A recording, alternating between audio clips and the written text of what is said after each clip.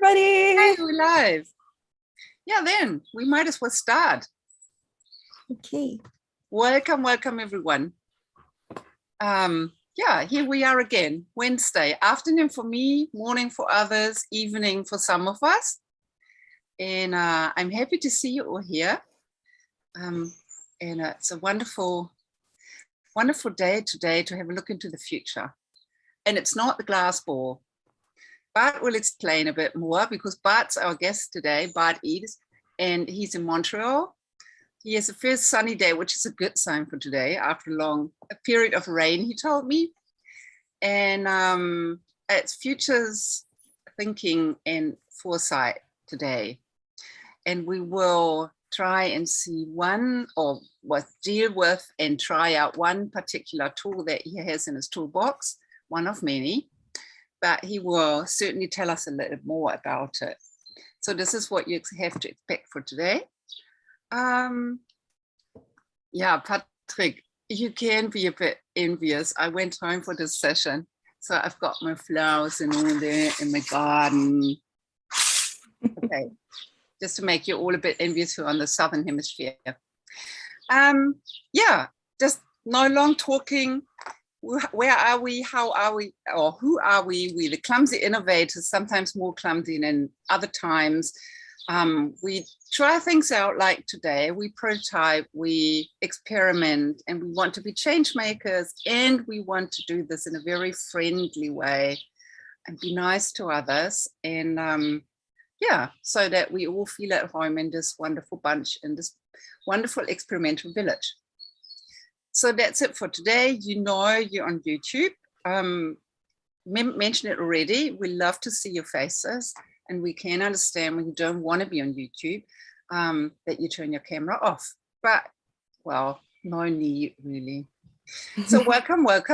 And failing forward is today the thing that Bart is trying. So welcome, Bart. Your stage. Thank you. Can everybody hear me okay? Welcome. Yeah. Awesome. Great. Well, so thank you for the introduction, Wiebke. I'm excited to be here, and we're going to get into some playful activity a little bit later. I just wanted to give you a little bit of context first. So again, my name's Bart Édes. I am working out of Montreal, where I teach at McGill University. I tend to focus my work and attention on issues related to international development, international trade policy, Asia's economic transformation, but also, and this gets at the subject of today, futures thinking and strategic foresight. And if we could move to the first of just a handful of slides. We all live in a VUCA world. I imagine at least a few of you have heard this expression, this acronym.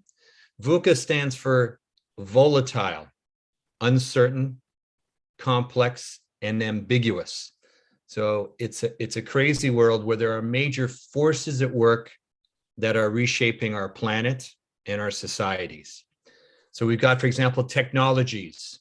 And there's a long list here that are impacting our lives and changing the way that we interact, we do business, the way we go to school, the way we communicate.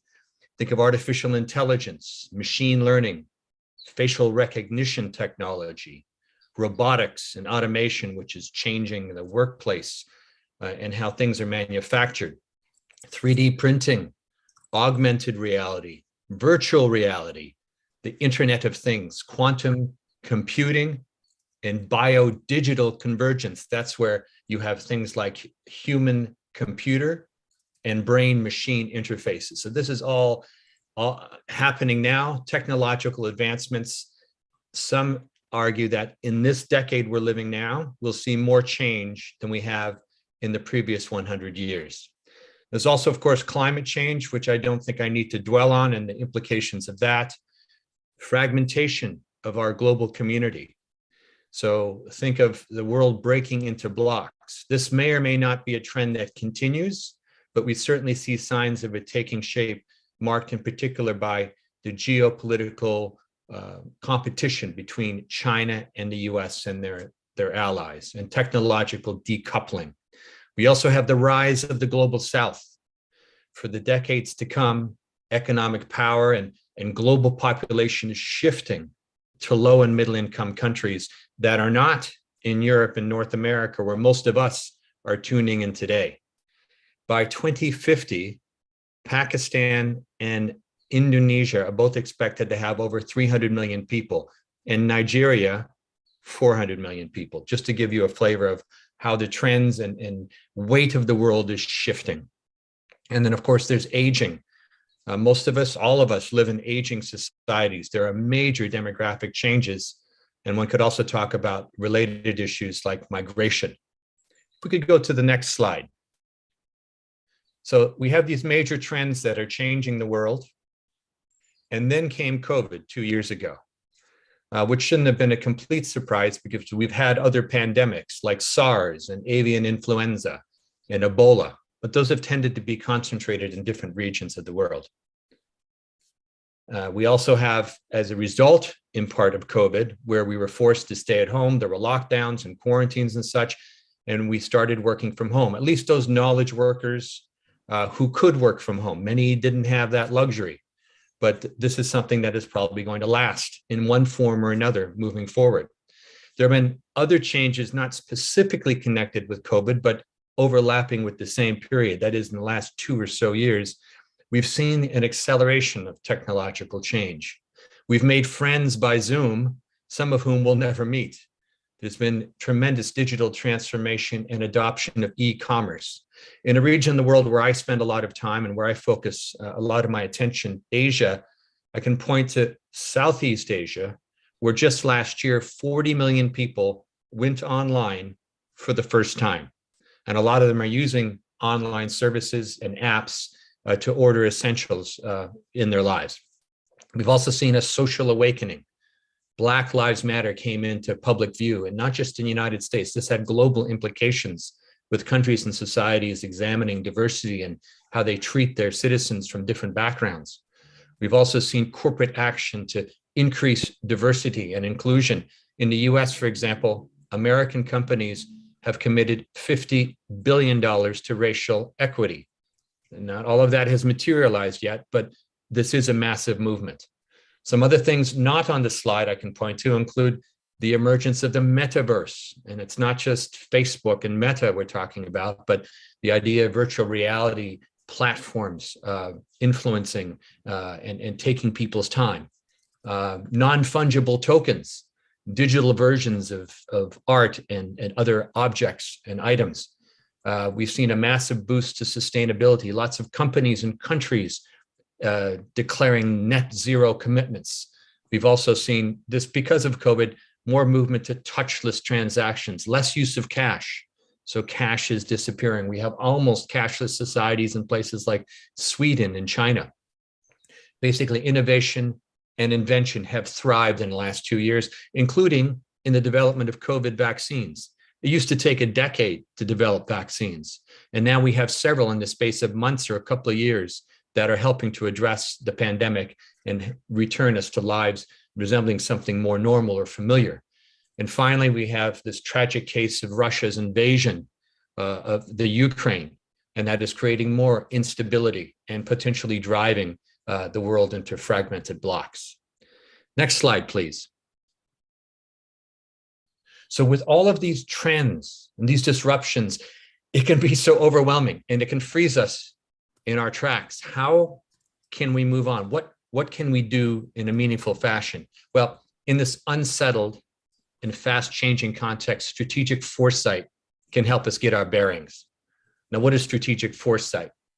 Basically, it's a structured, systematic, and multidisciplinary way of using ideas about the future to better anticipate and prepare for change. And the learnings we generate through foresight exercises enable us to make more robust strategies, to mitigate risks, and to seize emerging opportunities.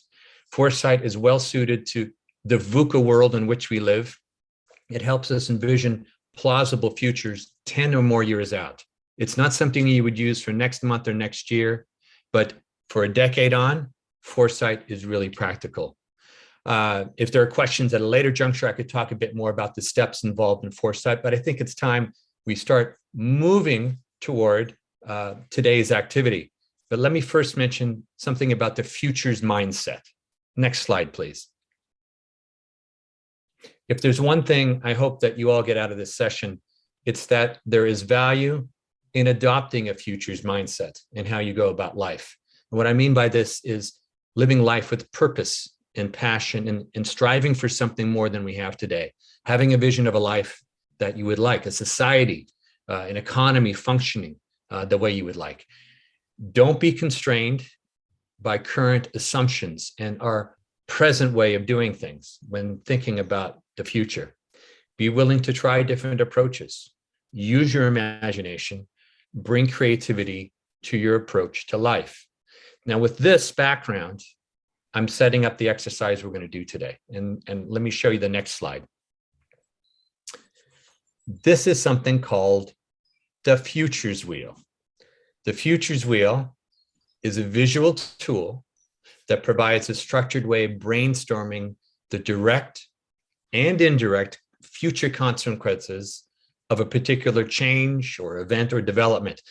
And so the use of the interconnected lines you see in this example in the futures wheel makes it possible to see interrelationships of the causes and resulting changes. So this example, it's a very simple example focused on the choices of renewable energy sources. And the circles around the middle circle show some of the imagined direct consequences if suddenly there are more choices for renewable energy.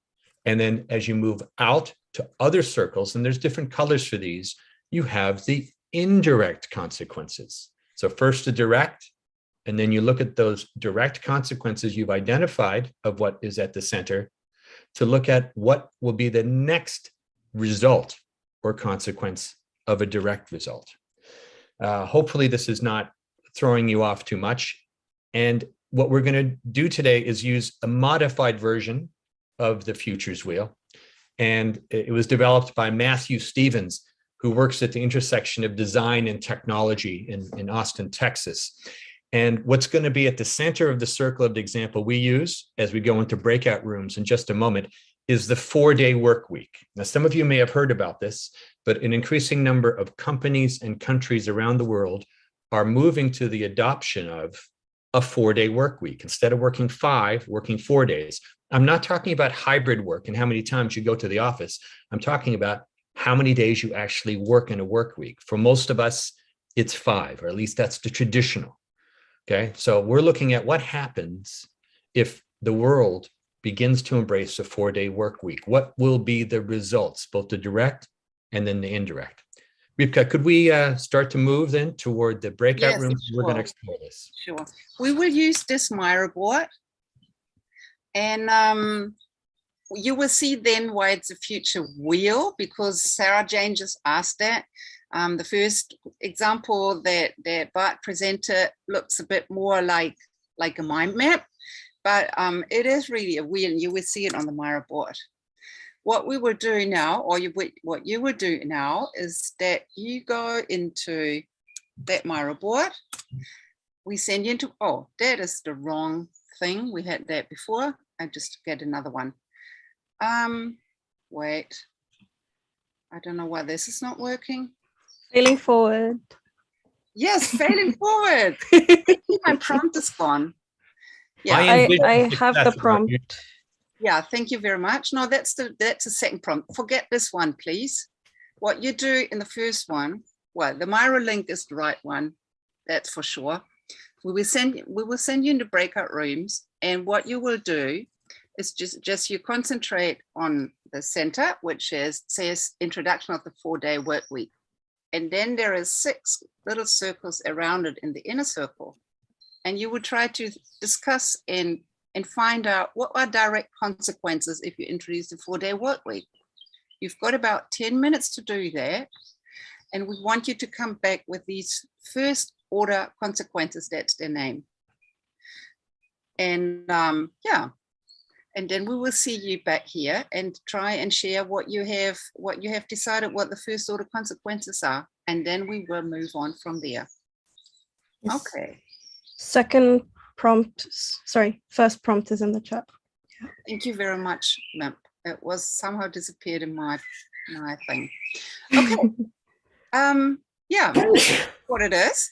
Bless you. Sorry for that glitch. Bless See you. you back in 10 minutes. Failing forward. Bye. Have fun. Have fun, everyone.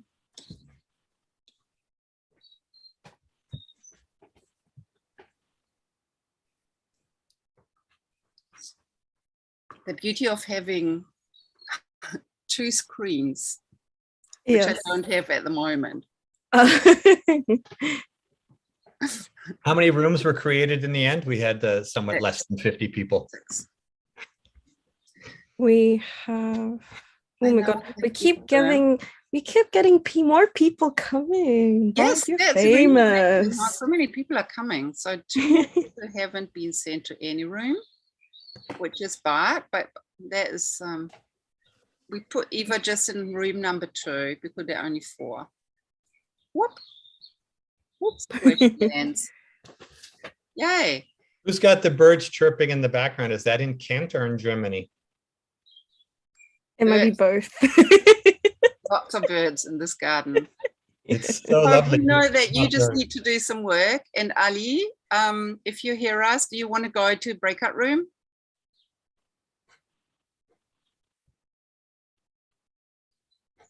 No, There's There's 2 Ali's already in room 5. There's Is 2 he? Ali's. Yeah, there's we 2 have Ali's for Ali's. some Yeah, reason. fine. Yeah, well, that was at least I got it. Yeah, thank you very much, Bart. Like that introduction. Thank you. And I promise I want to ask you about in what context do you need it? We haven't heard one single story about where you work with the Futures Wheel, how you use future foresight and future thinking, strategic foresight in your work. So about 4 years ago, 4.5 now, I was with the Asian Development Bank, which it's a multilateral institution. Think of it like a regional United Nations with money. So for over 50 years, it's been providing financing and advice to low income and middle income countries in Asia and the Pacific. And as I said, 4.5 years ago, the team I was leading, overseeing the knowledge management activities of the bank and providing some strategic direction there, we brought in a specialist on futures thinking and on using foresight tools. And he inspired a number of us. He did a workshop for a couple of dozen staff. And that kind of kickstarted at ADB the whole use of foresight. I moved on to other responsibilities, but since then it's kind of like a snowball. It's been taken up in many different contexts. And so speaking specifically of the futures wheel, this has been used with some developing countries in Asia to work with government officials as they are exploring their own national plans. So lots of countries, not just countries in Asia, but all around the world, have their strategies and plans for 10, 20, 30 years out. They have aspirations of becoming more developed or more green or more inclusive or sustainable or what have you, or a combination of all that. And it's in contexts like these, the futures wheel can be quite useful to basically brainstorm and think about where trends may be taking us and various drivers of change. To have that early in the process of developing a strategy can be very useful and open the ideas to possibilities that may not be visible if you're developing a strategy only looking at what has happened in the past. So just one other point here is what is strategic foresight compared to forecasting? The words sound similar, but it's a very different process. They're both valid and they're both useful, whether it's to a government or a business or a nonprofit organization, an educational institution. Forecasting tends to rely on historical and present day trends. What have we seen in the past and projecting that into the future? Foresight uses that information and insight from what we've experienced, but is not bound by it and by existing paradigms. It looks at how emerging drivers, things that may not be always obvious to us, but are starting to bubble up. How might they interact in the future to create alternative scenarios? So the thing is, what we didn't say is that participants should explore positive and negative consequences. Yes. You can, like, if you have positive consequences, you can design accordingly and enhance them, if I understand you correctly. And if you have negative ones, you can start early to find solutions or mitigate risks and stuff. Yeah. That's exactly right. Let me jump back into history a little bit on the strategic foresight. One of the early practitioners of foresight in the private sector was the Royal Dutch Shell Corporation. So the big oil company owned by British and Dutch interests. And in the early 1970s, they had heard about the use of foresight at a think tank in California called RAND. And a somewhat eccentric vice president, Pierre Wack, at Royal Dutch Shell, said, this whole business of foresight and the use of scenarios, future scenarios, could be useful to our business, right? And one of the first companies to really start using these. And among other things, they anticipated as a plausible future was that countries in the Middle East that controlled much of the world's supply of oil would constrict that supply and drive up oil prices. They included this as a possible scenario, not necessarily the one that would happen. It wasn't a specific prediction, but among a handful of scenarios, this was seen as realistic. And that's actually what happened. And Shell was much better positioned than other companies to prepare for that major upheaval. They've also used foresight in other ways to anticipate, for example, the breakup of the Soviet Union before many others realized that was a real possibility. Yeah. Now, what I wanted to point to in talking about the good and bad, the positive and negative, the opportunities and the risks, is around in the late 80s, spilling into the 90s, as South Africa was undergoing tremendous change and was beginning to basically prepare to throw off apartheid and begun a multiracial democracy. These were uncertain times. It was not clear where things were going to go. And with some foreign backing of a foundation, they brought experts from Shell to South Africa to work with a range of stakeholder groups to develop 4 possible scenarios for a democratic South Africa's future 10, 15 years on. And some of the scenarios we've got were not very positive. I mean, the worst case scenarios were pretty bad. Strife among the different races, economic decline, massive out-migration, etc. But at least one of the scenarios, which was plausible, was that actually South Africa managed to make this incredible transition, challenging, wrenching transition. And you would come out of it in a much better place that rightfully gave voice to the majority of the country's population. So if I read that correctly, it's like you try to have different options and figure out how you react to them. So you don't have one plan that goes forward and crashes because circumstances change, but you allow yourself to think into directions that might or might not be realistic. Well, think about what you would do and then be a bit more flexible in your reaction because you have sort of prepared in your mind. Yeah, a typical foresight exercise will come up with about 4 different scenarios. Okay, they're meant to be different but plausible.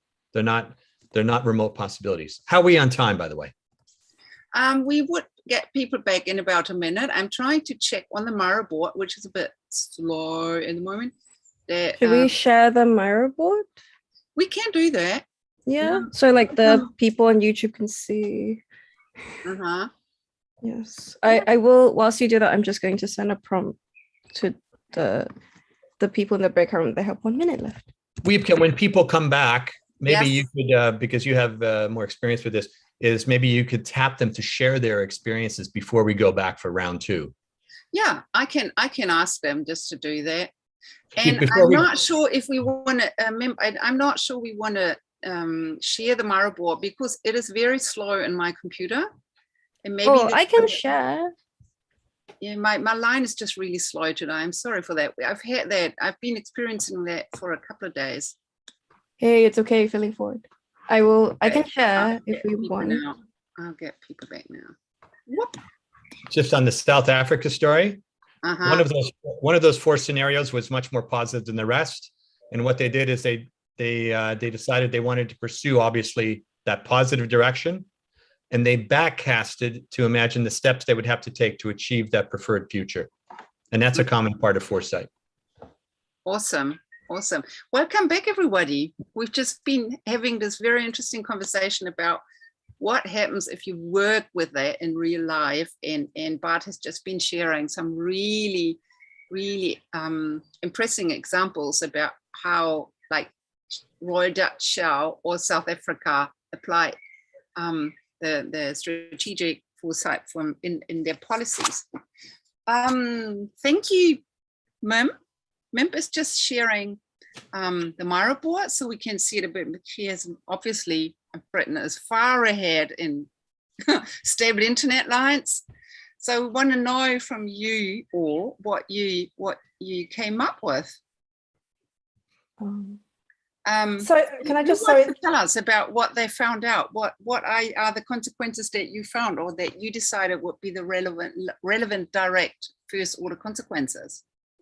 Sorry, VUCA, before we do that, I have a comment or a question. I don't know. I was really struggling with, from the perspective, is it like my personal perspective? Is it the perspective of the worker? Is it the perspective of society because it has economic consequences? Are we earning the same on Ford? So I was trying to, took up a lot of my energy to figure out, okay, so from what perspective am I looking at the topic? Sorry, maybe I'm the only person who had that issue.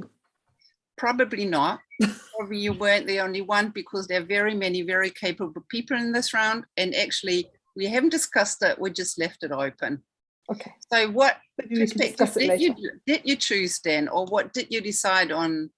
Well, in our group, I felt that we were very much on the perspective of us as workers and what benefits it would have for us as workers, and so we were just coming out with positives all the time. And I started thinking, well, it's got to have some kind of, it would be interesting to think about what could be negative about it. And then I started thinking about the societal consequences, like it would have an impact on GDP, it would have an impact on taxation, it would probably have impacts on wider society and getting stuff done, and things that, if what happens if schools and the healthcare and the military and those kind of things is not just about us as being privileged office workers and saying, yeah, we have 3 days off now.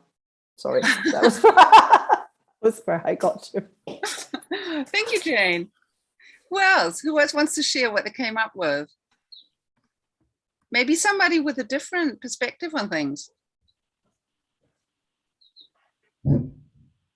I said one of the things we said was less commuting. There might be less traffic, although I could see it.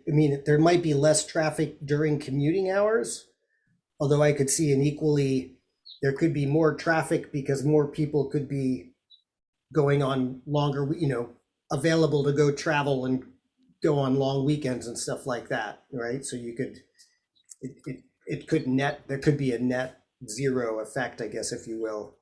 But I'm not.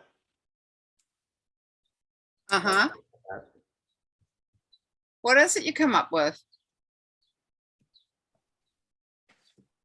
You're asking me or everybody? Yeah, can I add some notes? I just added about the acceleration of the automation and robotics, because the employers need to finish the work, so that's why they're trying to fully automate it. So it means that they need more productivity and efficiency. So it could be like emerging of the robots, and this kind of automated devices could be accelerated more. And from one side, and from the other side, I think the consumption changes, because as far as you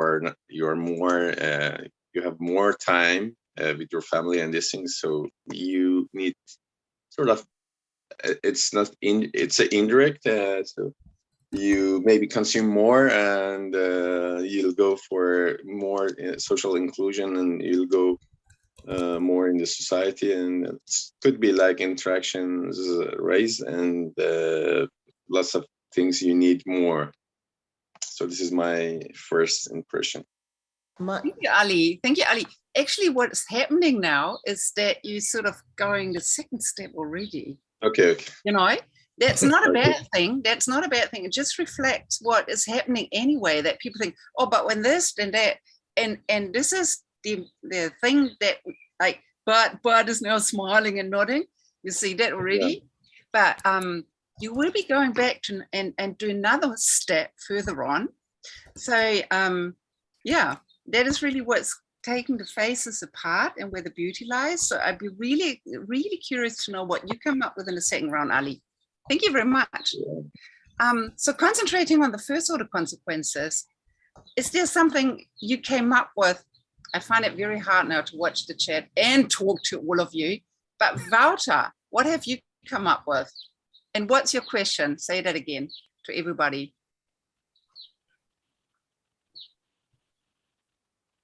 Wouter, where are you? Wouter, you're on mute. Sorry, failing forward. Favorite quote. No, our question was, is the assumption that people have the same amount of work, but instead of working it in 5 days, they're now working it in 4 days? Because it says a lot regarding if people will have more or less stress, will be commuting more or less. Well, we were struggling with that, but say people will have less amount of work. The assumption is there will be less stress, less commuting, more time with family, and also more well-being. Mm-hmm. Am I missing more free time? Yeah, I think that those are the most important things we found. Mm. Okay, just to reflect on what you've been reporting back, you see that what you find out through using the futures wheel is when you're not very, very specific, it just shows you the complexity of a topic, like perspectives and what has it been before? Is it true for everyone? Is it going from a 5-day to a 4-day week with the same amount of money? Or how are we talking about work? Yeah. And that is really something that I'm learning as well. I haven't been using it, but I find it interesting what you report back. Yeah. So it's a bit the same like a customer journey, I think. If you don't use persona, it's too broad. And well, the same question I had with the wheel. And it can become too broad if we don't have boundaries. Yeah, help us just find the limits to that tool as well. I mean, yeah. Bart is using it all the time, so he will be able to tell us more after the second breakout, yeah. And maybe just provide us with some more help how to use it. And in the meantime, we just test it and test the limits. So that's actually what we'll be doing now. Mimp, I'm slow today. Will you be able to put the second prompt into the chat, please? So now we're doing what I did wrong in the first round. Now you go to step number 2 and complete the outer circle. One thing that I got informed about is that obviously some of you just went to the wrong wheel or the wrong field on the Miro board. I would suggest just go back to where you were if you find your thing, because otherwise it will be very hard to work on second order consequences if you don't find your first order consequences. So just try the breakout number or the number of the field is above it, and you find your breakout room number whenever you go there. It's just on the top of your screen then. We will now give you a bit more time. This is just 13, 14 minutes to come up with the second order consequences. You will not be able to fill the whole cycle. Just say goodbye to that. Just concentrate on a few and try and discuss them in depth. And then we'll have some time after this second breakout to see what the difference is from number 1 to number 2. And so I send you off again. Just go where you left off, and see you back in a couple of minutes. Bye-bye. Okay, thank you.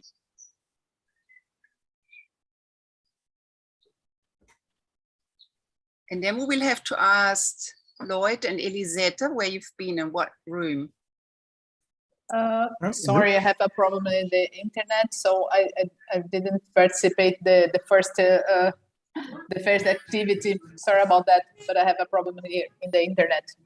That is not, So yeah, that shouldn't be your problem. Where do you want to be? could be You up with nice people? Yeah, yes, please. Oh, I know a group for you. I put you in group number 5, and there's Andrew, all It's these okay. nice people. Okay. I know that. Okay, I know that thank you. Lloyd was in. Room 6. Lloyd was in room 6. Yes. Yes, wonderful. Some baby's not happy. No, he doesn't like number 6 very much. It's good that we are experiencing life with as it is, with people from all generations. Yes. Absolutely. So, Patrick, where are you? You want to go to some room? You got an invitation already. Oh, look, there is Sarah, Jane, Steve, Marta, Sandra, Amelie, who put their tag on that future wheel. That's nice. Yes. Hey, Patrick, go and try find your room. You've been assigned to room number 2. And he's going. Here we go. Here we go. This So is we the have more some challenging time. part for everyone. Ooh. This is the more challenging part for everyone. Of course. It's to And think I'm of in, the yeah. first step of what would be, you get that first step, what's the second order impact? And it was interesting and not surprising to hear a little bit of kind of unsettled feeling. It's like, well, what do you mean? I need more details. And if you needed, this was a serious exercise with a particular goal, we could provide parameters. But I think the beauty of this is it goes where you want to take it. You can set your assumptions. You can focus on the individual or national policy or what have you. And I think your point, Wiebke, about the complexity of the issue, it's not just, we work 4 instead of 5. Well, you begin to tease out the implications, which are many. Mm-hmm. Yeah. Wow. What were you? What? Just give us some more practical examples. They're actually the ones that I'm most interested in. Well, stepping back from the futures wheel, which is I mentioned is one of the tools in the toolbox for Foresight, to talk about Foresight more generally.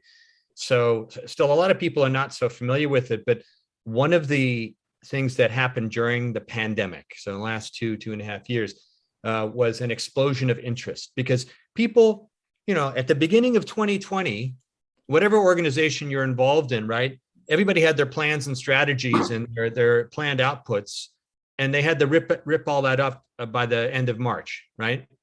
And they had to go back to the drawing board, and it wasn't clear where this, where the first and second order impacts of a pandemic would be. It got people thinking about, well, what else might, hit us upside the head? What come from left field? And how can we better prepare? And so you saw an explosion of interest. Some initiatives were already underway to expand the use of Foresight, but the government of Spain, the government of Greece, the European Union all took major steps to incorporate Foresight into more of their work, with the idea that we need to have a better handle on what could transpire in our country or across the continent, or maybe taking a global view at times, in order to plan and prepare better today. And so the obvious role of the futures wheel in that is that it highlights possibilities given different events that could take place. So it feeds in well to any long-term strategy and makes you think about how different drivers of change could possibly interact. Yeah. And you said it before, you said 10 years on, it's not for just the day after tomorrow or for next year. No. So you need to be really patient to see then what really comes true and how you would react. That's right. How would you do any controlling with it? Or is it necessary? What enterprises think, what businesses think, or organizations think, but we want to see what we've done and if we've been right. Is there a need for that? There's absolutely a need, the kind of evaluation and analysis of what transpired. Interestingly, one of the Foresight studies, big ones done in 2010, done by the Rockefeller Foundation, big foundation in the United States, looked at development and technology in 10, 15 years time. So this is done in 2010. And in one of the 4 scenarios that they came up with, they envisioned a major global pandemic, that China came out better than many others, which at least for much of the pandemic is what happened, in our experience here. If you look at, like, for example, deaths and such compared to Europe and North America, this Foresight study, this particular scenario envisioned travel restrictions and government surveillance. It was as if it was written about the current pandemic. So, I mean, that is an example of where Foresight nailed it. Now, if you were to go back and look at other Foresight studies, some from 10 years ago, some of them may have been way off, but the point is not to predict exactly what will happen. And keep in mind, you have multiple scenarios, typically 3 to 5. And what will usually happen is you will see in reality, as it plays out, bits of different scenarios tend to prove to be the real case. How do people get out if you work with them, like using a futurist wheel or any other tool, and you have then developed different scenarios? How do they go out? What does it provide them with? How do they react to the outcomes? This gets at why Foresight is not used more frequently. Okay, you may have Foresight studies, but then sometimes the results can be so unsettling or suggest major changes that the decision makers are not prepared to make. I mean, if you do an example. Well, in a private company, you might find out that, well, look at if you make machines that provide change for dollar bills or euro notes, right? To use the subway or to use a vending machine or whatever it happens to be. If your company is making these machines to give change for a bill, and out of a Foresight exercise done several years ago, it becomes clear that a plausible future is that people are using currency much less frequently, and they're using credit cards and transfer payments and Venmo in the US, et cetera. That can be very unsettling, that your business model that you've invested so much in could be thrown out the window. And you can go look at things that CDs disappeared when we all went digital for our music. The portable, cameras and going down to the pharmacy to get pictures printed with that roll, it all became irrelevant. Some of this, if not was specifically envisioned, the development of technology got people thinking who used Foresight that, there's going to be some changes that would affect certain businesses more than others. I mean, these are just some examples off the top. I mean, one would, it's probably because it's not the look into the glass bowl and you're not forecasting.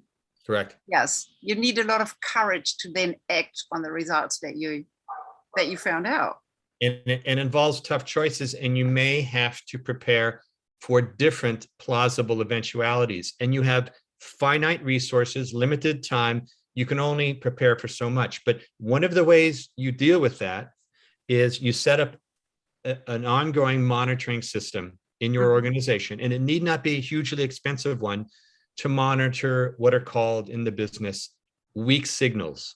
Now, weak signals are things that you might find in, say, social media, or what you notice walking down the street, or new shops that are opening, what's happening. Like a trend scout would do. Like, yeah, you notice, yeah, you basically have a systematic way built into your business or other organization to look at small changes that might just be a blip, that might just be a trend, a fad, and it's gone in a couple of years. But on the other hand, it could indicate a major trend and future driver that would point to one or another of those scenarios becoming more likely. So you're able to shift resources and planning and attention as the reality that's emerging becomes more clear. So that's called horizon or environmental scanning. Yes, you wanted to do this as well. We want another follow-up session for that, please. No, there's really, wow. Because you would think that people were thankful when they come up with these consequences and could then think, oh, thank God we have time to prepare. But obviously they're not. Obviously they're like, oh my God, we need so much courage. And it is expensive then. to just take provisions or precautions for that. Sure. Because it's like there's this brilliant TED talk by Margaret Heffernan, who's given a few TED talks, but the one she gave at the TED Summit in 2019 is brilliant. She says we need robust systems, we need buffers. Otherwise, we will in this volatile world, we will not be able to survive. And she said, all this just in time is just out of the window. It doesn't help us anymore because the world is just becoming so difficult to calculate. You cannot foresee what's happening. Right. And that's exactly what you're saying, is it? Yeah. I mean, at the international geopolitical level, one of the things that's fascinated me is some of the early scenarios work that's been done on the Russian-Ukraine war, because we don't know how this is going to end, right? We don't know. And the Atlantic Council, which is a leading think tank in Washington, D.C., and has a strong foresight capacity, recently did 4 different scenarios. Talk about scary. Some of them at the extreme end are not very happy reading, but it's things that we should confront. Policymakers and the public decision makers need to be aware of what plausibly could happen. And it's not just a matter of Russia wins or the Ukraine wins. Forces have been unleashed as a result of this war, including, say, Finland and Sweden joining NATO as just one of many examples. Yeah. Okay, sorry to cut this short. People are coming back in a very short while. All right. And yeah, what we said, we wanted to hear about consequences. We want to hear about what's the difference between the first round of breakout and the second breakout, and so that we can find out a bit more about what the experiences were. Sure. Well, let's tap into people thinking. Yeah, we do. But now I'll give it over to you. You ask people now. Sure. Okay. Everybody back now? Who wants to speak first? What did you find in moving from direct to indirect results? Was this more challenging than the first breakout room? And did you think about something that surprised you? Who's the first to jump in? I can go for, unless somebody else from our room that wants to go. Go on. SJ or Sandra, do you want to help me? No, okay. Anyway, do you want me to? We're down at the bottom. Do you want to highlight my screen, ma'am? It's we're down at room 10. Somebody else was in our room 1. So even though we were room 1, we went to room 10. So anyway. You got a lot of work done. I see a lot of sticky notes. Yeah. So this is Sarah Jane, myself, and Marta and Sandra and Emily. So, okay, knock-on effects. From decreased salary, we talked about maybe more do-it-yourself projects at home, because I mean, you'd have more time and you'd have less money. It's also kind of less demand for childcare, less demand for things like services that serve workers, like dog walkers or lunch places that serve businesses downtown, going around the circle here. Perhaps more Friday and Sunday traffic because of longer weekends where people are traveling, and more travel and tourism in general. So that might help that sector. But also less commuting might mean a lighter CO2 footprint in cities, right? I mean, that's a possibility. So maybe less pollution. There might be also less demand for public transit. And what could that mean? I mean, actually, that's impacting DC very heavily right now, because not many people have been using the transit, which means they're getting less money and they can't upgrade and maintain as well. Less stress, which would mean greater moral and emotional health. And I thought this was really interesting. I think Sandra said this, like there might be more side hustles, like you have time to do something else that you want to try out, which could lead to more entrepreneurship, right? That people would be trying different businesses in their extra time, and that could lead to more business creation. but then you'd get stronger social interaction with the more time. Somebody said grateful here. I mean, so it obviously, you know, we've got a limited circle, but that's what we came up with. We had some good discussions around it too, because actually Sandra, we had somebody who has a 4-day work week and has been doing it for about 4 years. So it was interesting to hear her perspective. Wow, and what a valuable perspective for something like this. That's great. You guys did some great brainstorming and thinking through consequences. Any other breakout rooms want to share something new, something different than what we just heard? I saw VUCA and Jane's hand up. Would any of you like to go? VUCA? Yeah, what I was wondering, immediately like contradictory indirect results pop up. And what would you do in that case, Bart? In terms of give me an example. What did you do? One example could be like if you can spend 1 day extra on being healthy, like doing sports, relaxation, sleep more, then you'll be more healthy. Well, that's the indirect results, and maybe more happy. But on the other hand, you earn less money and you have more stress, because you can't pay for anything that you that helps to make you happy. Then, well, that's a contradictory result. So if that happens, imagining the future, so what would you do? Would you make it a design challenge, or? I think Maybe this is the time now, Bart, to show. Yes. We would have to stop sharing, but then we could start and show the last slide that you have, because let's do there that. are options to go on from this. And Anupa, I have seen your hand. While we're getting the thing up, would you like to share something as well, or to add something? Yeah, so in my team, in my breakout room, we had Horia and Lloyd, and we had a very interesting discussion about, because we're from different parts of the world. So a question like this, to what Fika was saying, that is this, is this socio-cultural, economic? Because I come from India, and when Horia posed a very interesting question, he was saying that, okay, so how would it affect, let's say, banking services?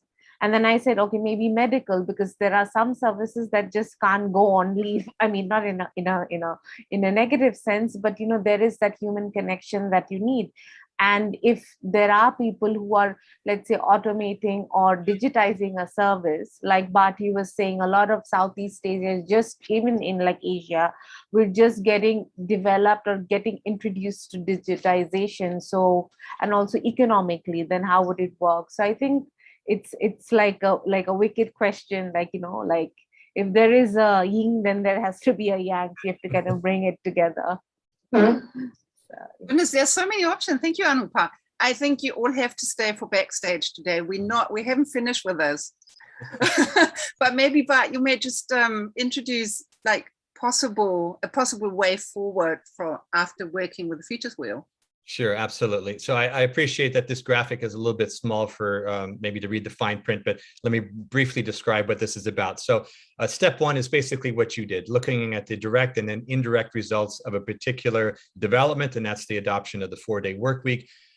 How you could use the insights that were generated is moving to step two to use an opportunities and probability matrix. So under step two, that would be the top graph there, and you would place the results from the both the direct and indirect into one of the 4 quadrants, and those are based on how big the opportunity is and how high the probability of that result occurring.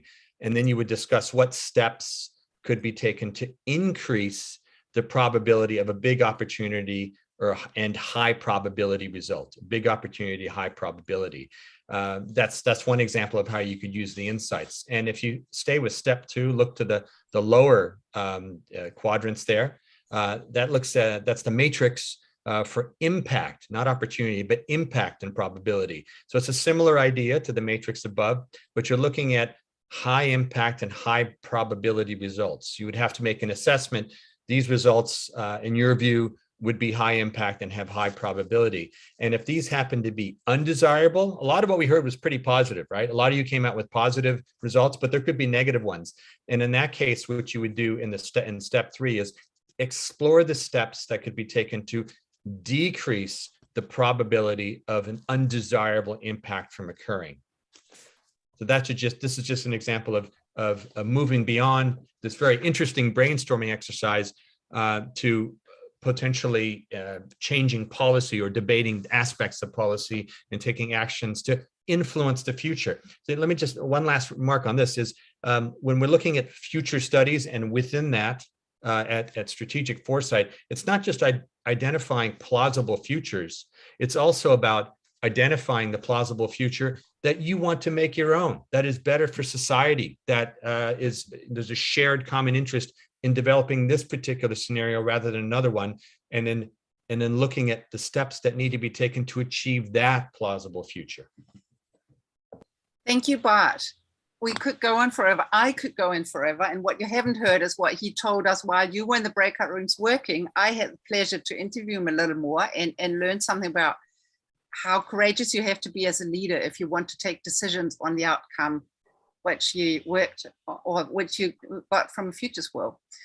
But well, we do have some time to talk about that later in the backstage. And now I think, Anupa, you're the one to announce our next sessions, are you? Our next session? So we have Margaret Lee, who is who's going to be talking about polarities.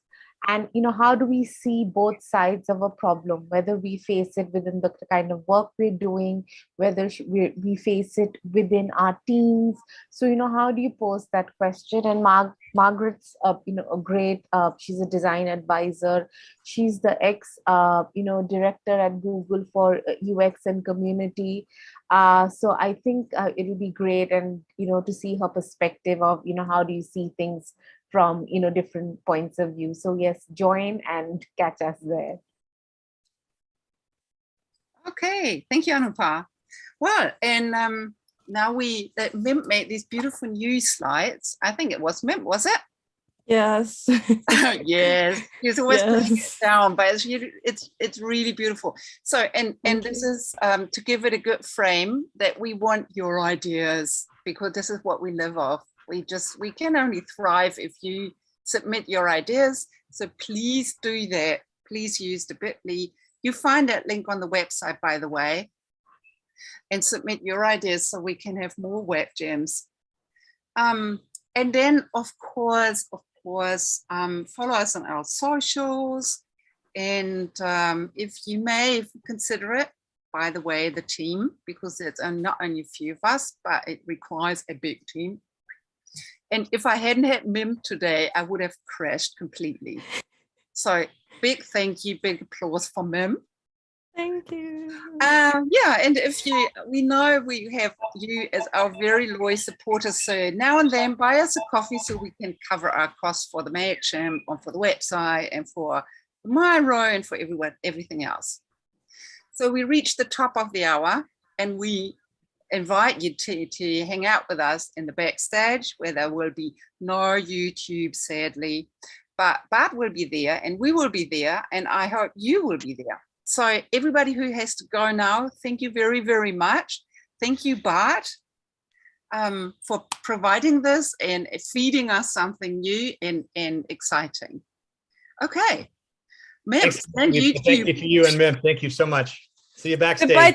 Goodbye to YouTube. Wave, everybody. Wave. Thank you, Goodbye. Bart. Thank